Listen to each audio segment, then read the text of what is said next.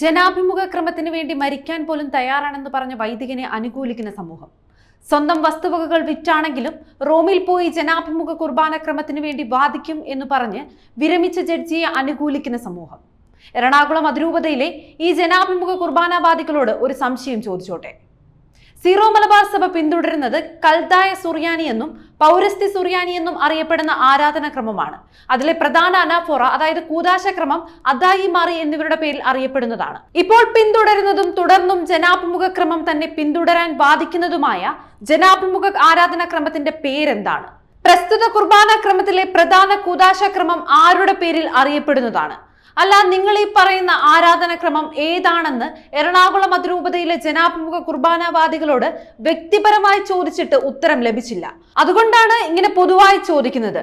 അങ്ങനെയുള്ള ഒരു വിഷയത്തിന്റെ അടിസ്ഥാന കാര്യങ്ങളെക്കുറിച്ച് ചോദ്യമുണ്ടായാൽ അവർക്ക് പറയാൻ സാധിക്കേണ്ടതാണ്. അപ്പോൾ എറണാകുളം അതിരൂപതയിലെ ജനാഭിമുഖ കുർബാനവാദികൾ പറഞ്ഞോളൂ.